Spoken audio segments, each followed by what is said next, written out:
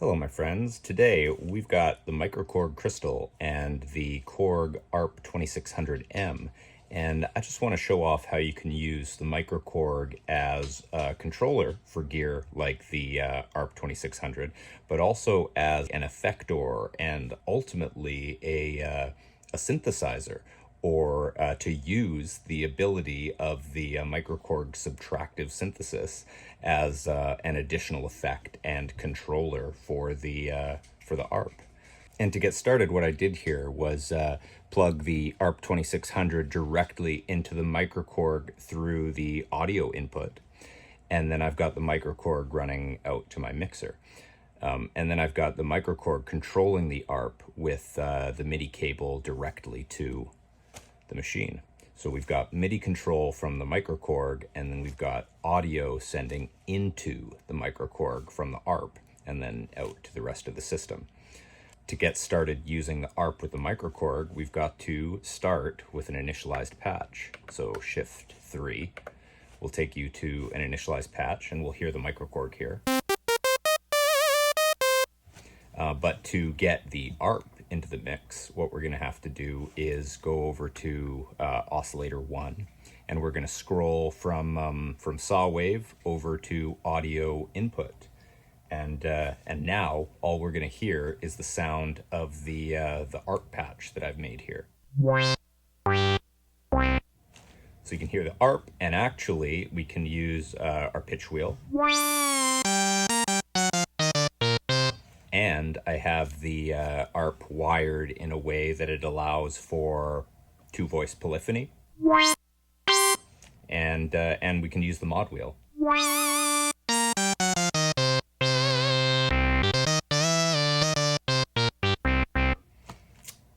So that's the basics of it right there. All you've got to do is plug in a MIDI cable and do a little creative patching here. But we can immediately use the cutoff. That is the MicroKORG filter you're hearing here. We can go up to the ARP.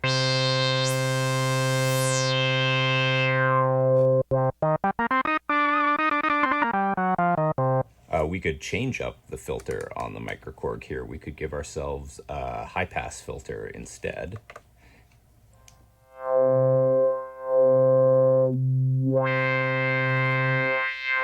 Kind of use that in combination with the 2600's low pass.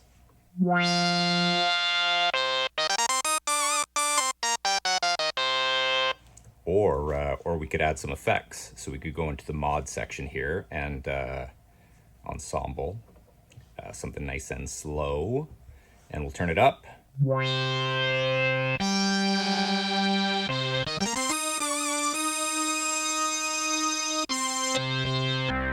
And some delay. That's stereo delay. Turn that up. Very cool.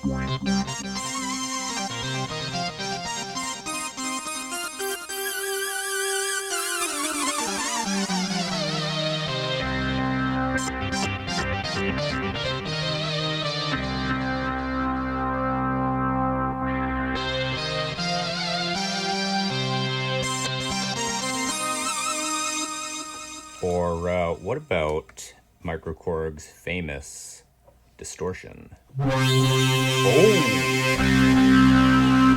Get a little more filter resonance on there.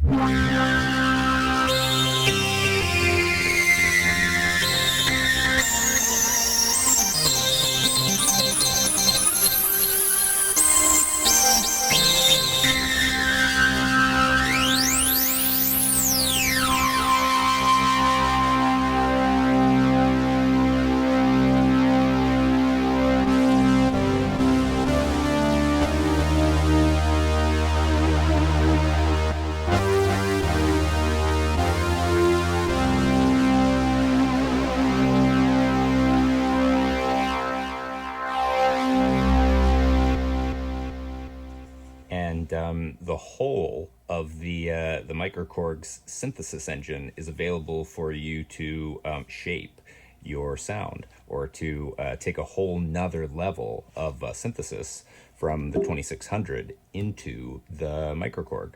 So if we wanted to, we could add some extra LFOs, or add in another oscillator here. We'll go into the mixer section, turn up oscillator 2. Maybe turn down oscillator 1.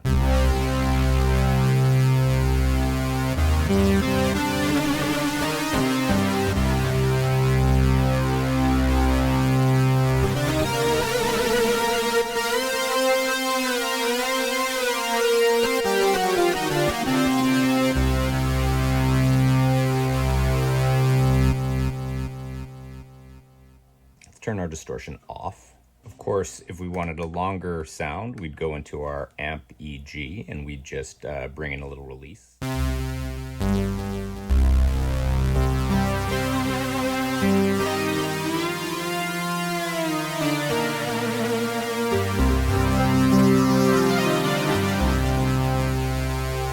Back to our mixer, let's get rid of oscillator 2. We don't need it. It was just there to show off.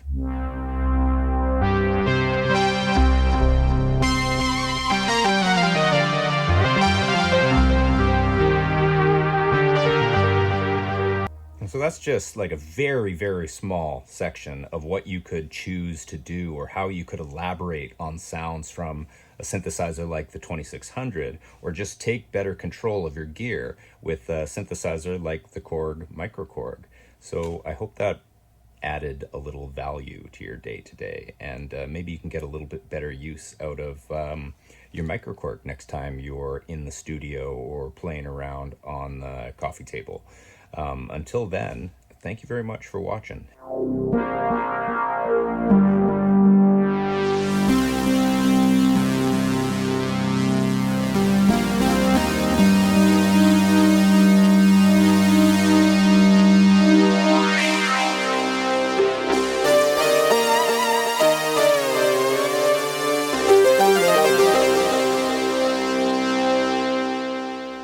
We'd go into our filter, turn up the filter EG a little bit, and let's just add in a little filter movement of our own. We'll add a whole nother envelope to the system here. Oh, there we go. Not paying much attention. So that's kind of cool. Bring the cutoff down.